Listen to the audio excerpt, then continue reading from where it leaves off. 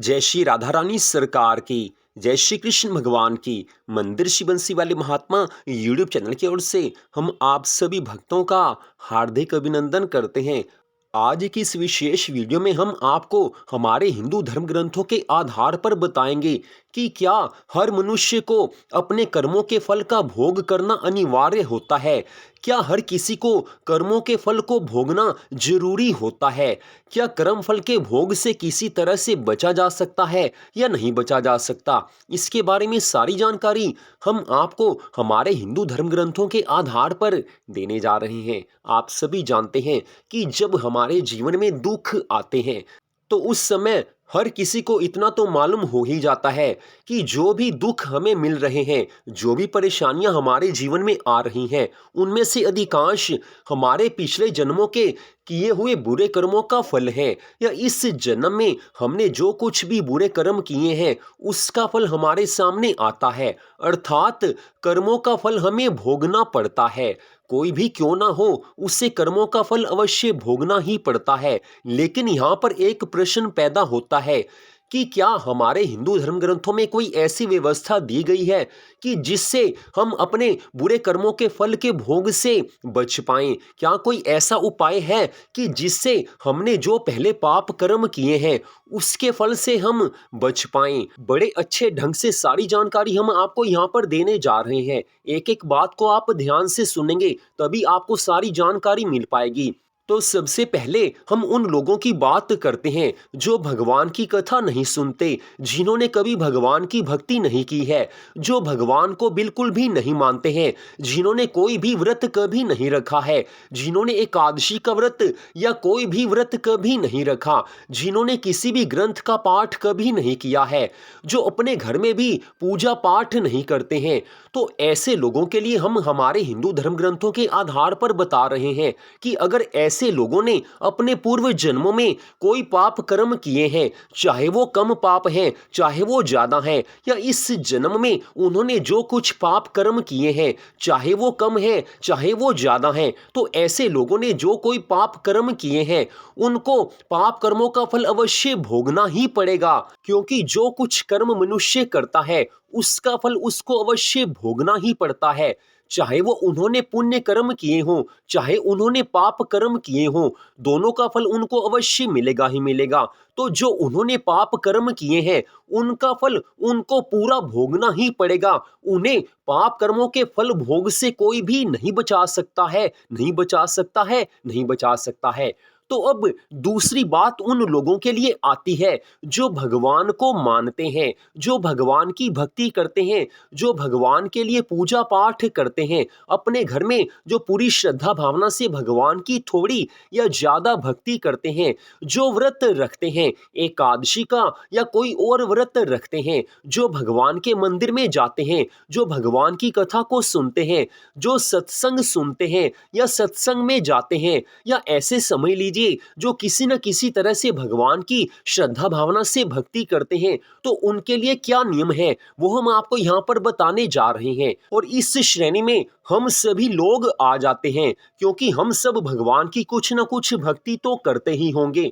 चाहे हम कम भक्ति करते हैं चाहे हम ज्यादा भक्ति करते हैं, चाहे आप थोड़ी कम भक्ति करते हो चाहे आप ज्यादा भक्ति करते हो, हम सब इसी श्रेणी में आ ही जाते हैं। तो जो भगवान की भक्ति करते हैं उन्होंने पूर्व जन्मों में जो पाप कर्म किए हैं या इस जन्म में जो पाप कर्म किए हैं, उनके लिए हमारे हिंदू धर्म ग्रंथों में स्पष्ट बताया गया है कि जो भगवान की भक्ति करते हैं ऐसे मनुष्यों से पूर्व जन्मों में या इस जन्म में कुछ पाप कर्म हो भी जाएं, चाहे वो ज्यादा हो चाहे वो कम हो, लेकिन भगवान की भक्ति वो करते हैं तो उनकी भक्ति के प्रभाव से उनके काफी ज्यादा पाप तो भगवान वैसे ही नष्ट कर डालते हैं। उन्होंने जो कुछ पाप कर्म पहले जन्मों में किए हैं या इस जन्म में किए हैं, उनके अधिकांश पाप उनकी भक्ति के द्वारा अपने आप ही नष्ट हो जाते हैं। क्योंकि भगवान की भक्ति में इतनी शक्ति है कि वो सभी पाप कर्मों के फल को जलाकर नष्ट कर डालती है।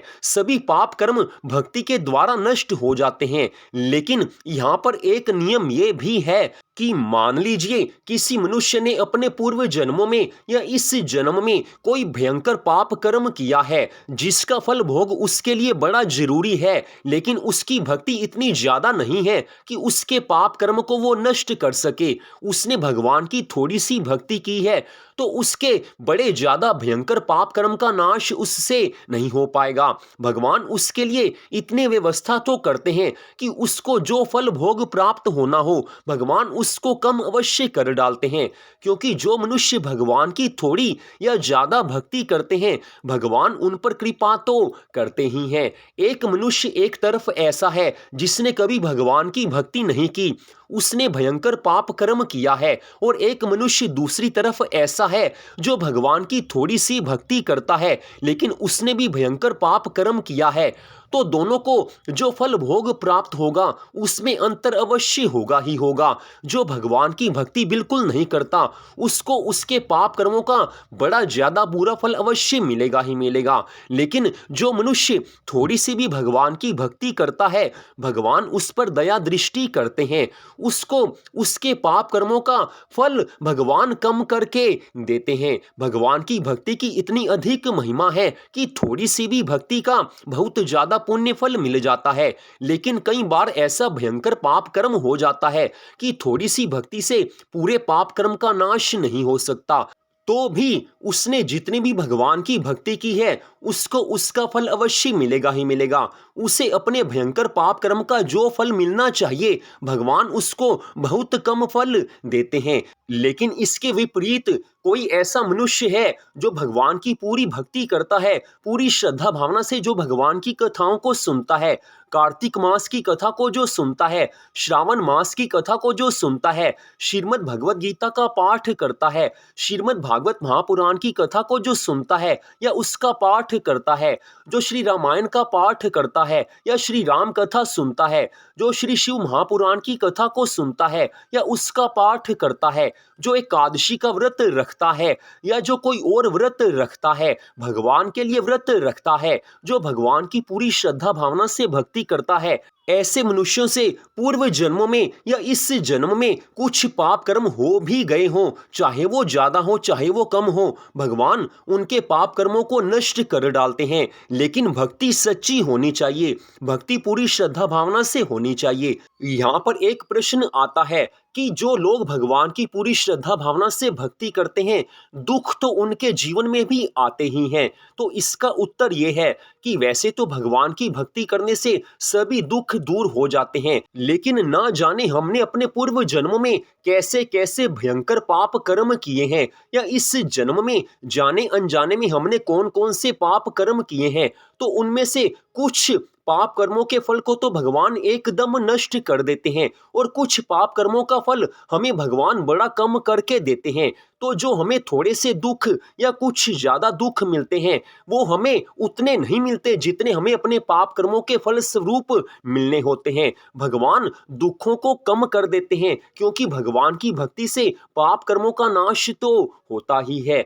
अगर आपने कार्तिक मास महत्म की कथाओं को सुना हो या श्रीमद् भागवत महापुराण की कथा को आपने सुना हो या एकादशी व्रत की कथाओं को आपने सुना हो तो उन कथाओं में स्पष्ट बताया गया है कि भगवान की कथा को सुनने मात्र से मनुष्य के भयंकर से भयंकर पाप कर्मों का नाश हो जाता है, अर्थात उसको उन पाप कर्मों का फल नहीं भोगना पड़ता। भगवान की कथा को सुनने मात्र से मनुष्य के पूर्व जन्मों के सभी पाप कर्मों का और इस जन्म के सभी पाप कर्मों का नाश एक सेकंड में हो जाता है। लेकिन यहाँ पर नियम यह है कि अगर आप ये चाहते हैं कि हमारे जीवन में दुख कभी नहीं आए तो एक बार भगवान की भक्ति शुरू करके उसके बाद पाप कर्म नहीं करने चाहिए। होता यह है कि हमारी भक्ति से हमारे पूर्व जन्मों के पापों का नाश तो होता रहता है लेकिन हम नए नए पाप कर्म करते रहते हैं। इस कारण भगवान हमें अब के किए हुए पाप कर्मों का फल थोड़ा बहुत देते रहते हैं। अगर पूरी तरह से दुखों से मुक्ति पानी है तो पाप कर्मों को बिल्कुल बंद करना पड़ेगा। तो बात स्पष्ट है, जो लोग भगवान को नहीं मानते उनको तो अपने किए हुए पाप कर्मों का फल अवश्य भोगना ही पड़ेगा।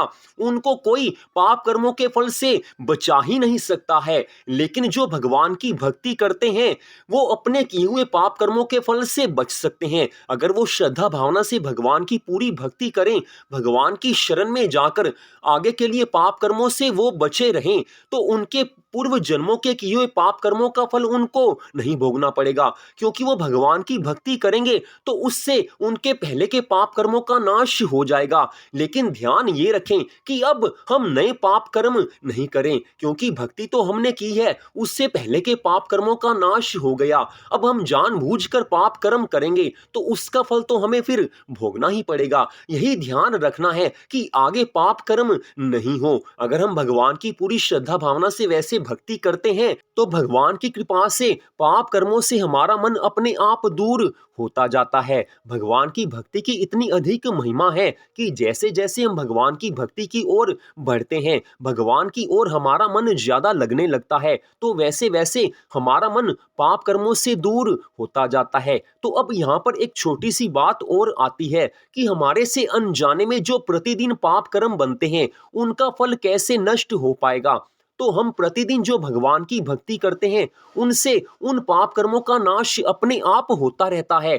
जो हमसे हर रोज जाने अनजाने में कुछ छोटे मोटे पाप कर्म बनते रहते हैं, जाने अनजाने में हमसे जो प्रतिदिन पाप कर्म हो जाएं वो हमारी भक्ति के प्रभाव से अपने आप नष्ट हो जाते हैं। विशेष बात उन पाप कर्मों के लिए आती है जो पाप कर्म हम जानबूझकर सब कुछ जानते हुए करते हैं। ऐसे पाप कर्मों से बचना चाहिए। अनजाने में जो थोड़े बहुत छोटे मोटे पाप कर्म हमसे रोज होते हैं जिनके बारे हम जान भी नहीं सकते, ऐसे पाप कर्मों के फल से हमारी प्रतिदिन की भगवान की भक्ति हमें अवश्य अपने आप ही बचा लेती है। तो सबसे बड़ी बात यह है कि भगवान से प्रेम होना सबसे आवश्यक है, भगवान की भक्ति करना सबसे आवश्यक है।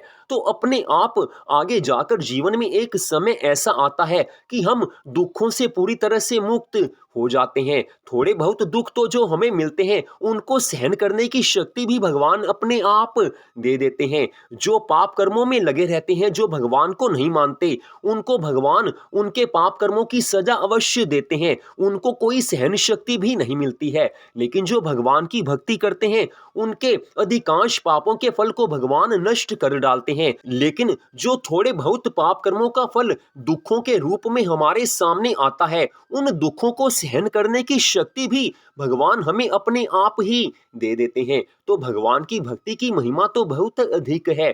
थोड़े शब्दों में आपको यहाँ पर सब कुछ बताया है। तो भगवान की भक्ति में अपने मन को लगाइए और फिर देखिए कि श्री राधा रानी सरकार, भगवान श्री कृष्ण जी, आपके इष्ट देव कैसे आपकी रक्षा करते हैं। श्रीमद् भगवद गीता में भगवान श्री कृष्ण जी ने अर्जुन से स्पष्ट कहा था कि हे अर्जुन, अगर तू सब पापियों से भी अधिक पाप करने वाला है, तूने अगर सब पापियों से भी ज्यादा पाप कर्म किए हैं, तो भी तू मेरी शरण में आ जा और अभी से भक्ति करना आरंभ कर दे।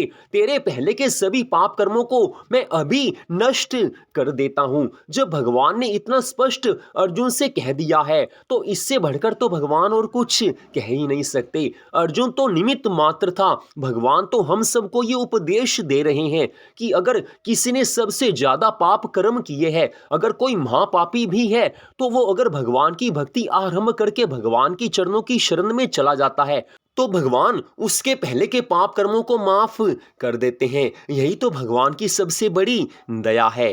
तो आशा है कि आपको सारी बात समझ में आ गई होगी। थोड़ा तो इसको ध्यान से सुनना पड़ेगा, तभी पूरी बात समझ में आती है। तो ऐसी ही ज्ञान और भक्ति से भरी हुई वीडियो हमारे चैनल पर आती रहेंगी। तो आज की इस विशेष वीडियो को देखने के लिए आप सबका दिल से धन्यवाद। भगवान श्री राधा कृष्ण जी की अनंत कृपा सदा आप सब पर, आपके परिवार पर बनी रहे। महालक्ष्मी माँ का सदा के लिए आपके घर में वास हो। आपके इष्ट देव की कृपा सदा आप सब पर बनी रहे। इसी मंगल कामना के साथ जय श्री राधा रानी सरकार की, जय श्री कृष्ण भगवान की, जय जय श्री राधे, जय जय श्री राधे, जय जय श्री राधे श्याम।